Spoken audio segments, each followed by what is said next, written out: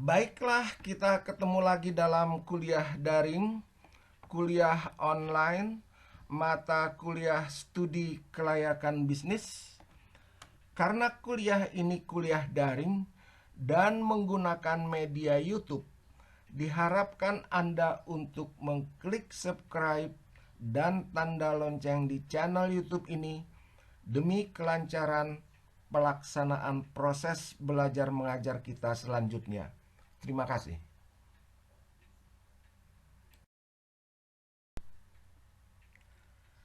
Studi kelayakan bisnis, kuliah ketiga, aspek pasar. Ada pasar Minggu, ada pasar Senin, ada pasar Rabu, ada pasar Kamis, ada pasar Jumat, nggak ada pasar Selasa, dan nggak ada pasar Sabtu. Kenapa? Kalau ada pasar Selasa dan pasar Sabtu, itu akan membuat anak-anak TK jadi bingung. Senin, Selasa, Rabu, Kamis, Jumat, Sabtu, Minggu itu nama-nama hari. Kalau ada pasar Selasa dan pasar Sabtu, nanti nyanyinya berubah. Senin, Selasa, Rabu, Kamis, Jumat, Sabtu, Minggu itu nama-nama pasar. Bingung anak TK. Nama hari atau nama pasar. Oke, itu intermezzo kita hari ini.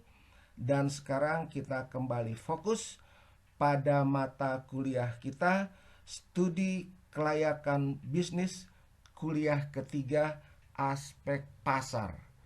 Pasar itu tempat bertemunya permintaan dan penawaran sehingga menghasilkan keseimbangan harga. Kita lihat berikutnya. Evaluasi aspek pasar. Evaluasi aspek pasar dan pemasaran menempati urutan pertama dalam pelaksanaan studi kelayakan bisnis. Hal ini disebabkan karena agar dapat beroperasi secara berhasil, bisnis yang akan dibangun harus dapat memasarkan hasil produksinya secara kompetitif dan menguntungkan. Salah satu syarat agar pemasaran produk dapat berhasil adalah terdapat jumlah permintaan pasar yang cukup untuk menyerap produksi bisnis tersebut. Kegagalan pemasaran. Pengalaman menunjukkan tidak sedikit bisnis yang dibangun baik di Indonesia maupun di negara lain tidak dapat memasarkan produknya secara berhasil karena jumlah permintaan pasar tidak mencukupi. Di samping itu, produk yang akan dihasilkan tidak mampu bersaing sehat di pasar. Fokus aspek pasar dan pemasaran. Fokus studi kelayakan bisnis aspek pasar dan pemasaran adalah: 1. Memperoleh gambaran apakah pada masa yang akan datang terdapat cukup permintaan pasar yang dapat menyerap barang atau jasa yang akan dihasilkan. Kedua, memperoleh gambaran bagaimana suasana persaingan di pasar pada masa yang akan datang, siapa saja pesaing, dan apakah produk yang akan dihasilkan mampu memperoleh pangsa pasar atau market share yang memadai.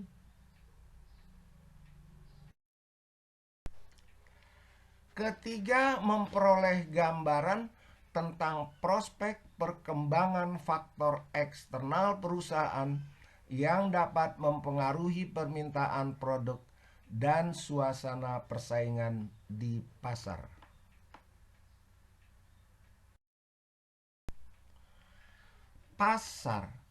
Pasar adalah tempat bertemunya para penjual dan pembeli untuk melakukan transaksi. Pasar adalah tempat pertemuan antara kekuatan permintaan dan penawaran.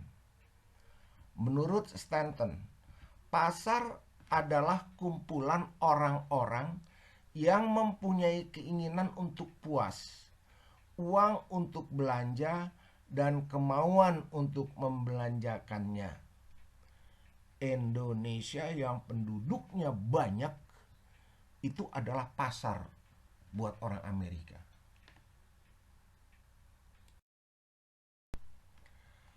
Permintaan dan penawaran.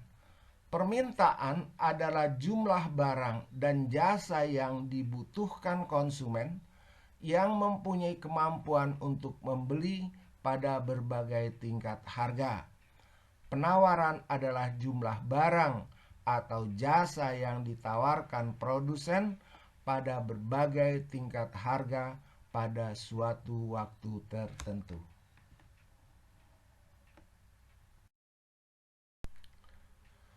Faktor-faktor yang mempengaruhi permintaan. 1. Harga barang itu sendiri. 2. Harga barang lain yang memiliki hubungan atau barang substitusi atau komplementer. 3. Pendapatan. 4. Selera. 5. Jumlah penduduk. Dan 6. Pengaruh-pengaruh khusus.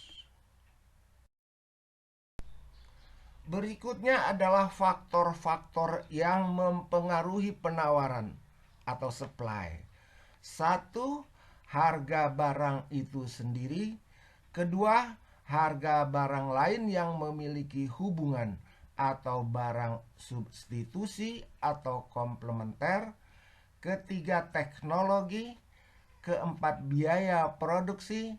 5. Tujuan perusahaan. 6. Pengaruh khusus.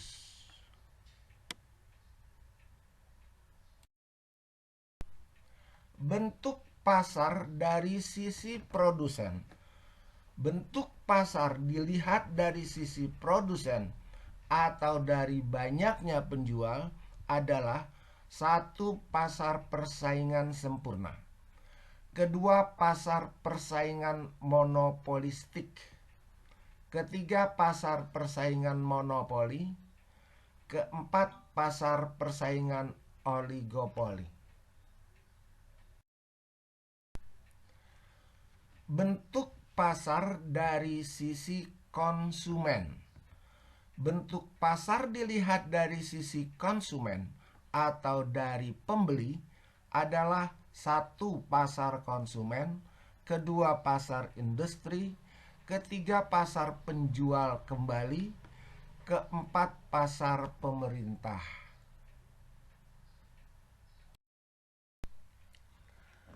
Mengukur dan meramal permintaan. Mengukur permintaan saat ini ada 3 metode untuk mengestimasi permintaan pasar sekarang. 1. Mengestimasi total permintaan pasar. Total permintaan pasar suatu produk adalah total volume yang dibeli sekelompok konsumen tertentu dalam suatu wilayah geografis tertentu selama jangka waktu tertentu. 2. Mengestimasi wilayah permintaan pasar. Untuk memilih wilayah yang terbaik serta mengalokasikan anggaran pemasaran yang optimal dapat dilakukan dengan 2 metode. 1. Market build-up method. Metode ini digunakan oleh perusahaan barang industri untuk mengidentifikasi semua pembeli potensial dalam setiap pasar dan mengestimasikan pembelian potensialnya.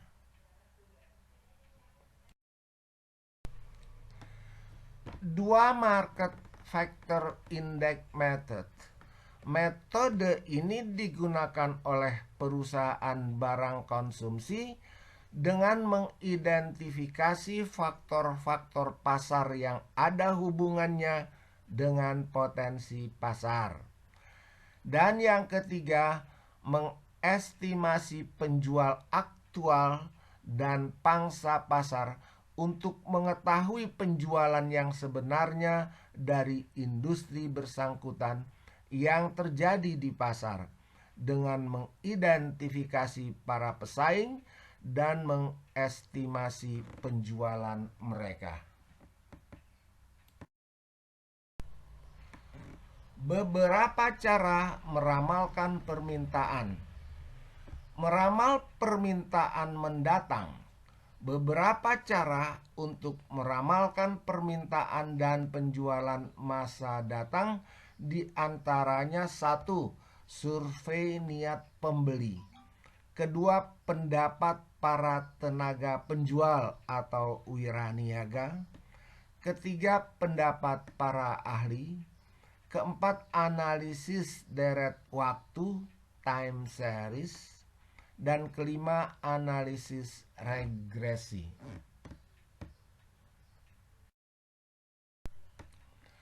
Meramal permintaan, least square method. Apabila fluktuasi permintaan produk pada tahun-tahun yang lampau tidak terlalu tajam, maka permintaan produk pada tahun-tahun mendatang dapat diperkirakan dengan jalan mengekstrapolasi tren perkembangan permintaan itu dengan mempergunakan persamaan garis lurus. Persamaan garis lurus dilambangkan dengan Y sama dengan A plus BX.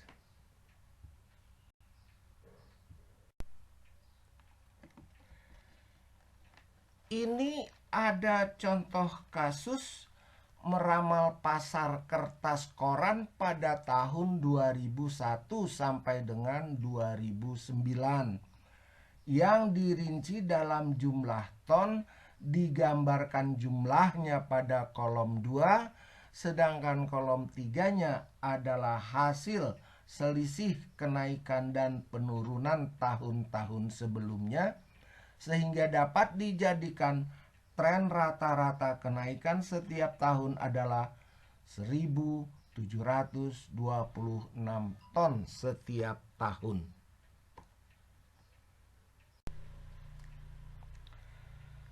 Untuk lebih lengkap dan akurasi lebih mendekati kepastian, dipergunakan metode least square method dengan mencari nilai Y melalui persamaan garis lurus Y sama dengan A plus BX, di mana Y adalah jumlah permintaan, A adalah nilai konstanta permintaan setiap tahun, B adalah deviasi yang diperoleh dari PD dibagi dengan jumlah D kuadrat. Kolom 1 adalah tahun. Kolom 2 adalah jumlah. Kolom 3 adalah D, deviasi. Atau kita bisa menyebutnya dengan nilai X. Kolom berikutnya adalah D kuadrat. Dan kolom berikutnya adalah nilai perkalian kolom 2 dengan kolom 3. Selanjutnya persamaannya dilihat di kolom 6. Ini adalah hasil perhitungan dengan metode least square method. Perkiraan jumlah permintaan kertas koran tahun 2010 sampai dengan 2014 dalam ton. Kolom pertama tahun, kolom kedua deviasi atau nilai X, kolom ketiga jumlah permintaan dengan perhitungan dirinci sebagai berikut. Soal latihan untuk lebih memahami perhitungan peramalan pasar dengan metode least square method, maka buatlah penyelesaian perhitungan sebagaimana latihan di atas. Jawaban dikirim ke email dedinurdin1234@gmail.com. Ini saya ingatkan Anda juga mempunyai kewajiban untuk menyelesaikan tugas kelompok, menyusun paper dan presentasi. Ini adalah sistematika penulisannya. Silakan Anda menyusun paper dengan sistematika penulisan seperti ini. Andai kata paper Anda bagus dinilainya, akan kita masukkan ke dalam jurnal ilmiah dan Anda sebagai penulisnya bersama dengan saya sebagai pembimbingnya. Ini adalah judul paper untuk tugas kelompok. Masing-masing kelompok memilih satu judul dan tidak boleh ada kelompok yang judulnya sama.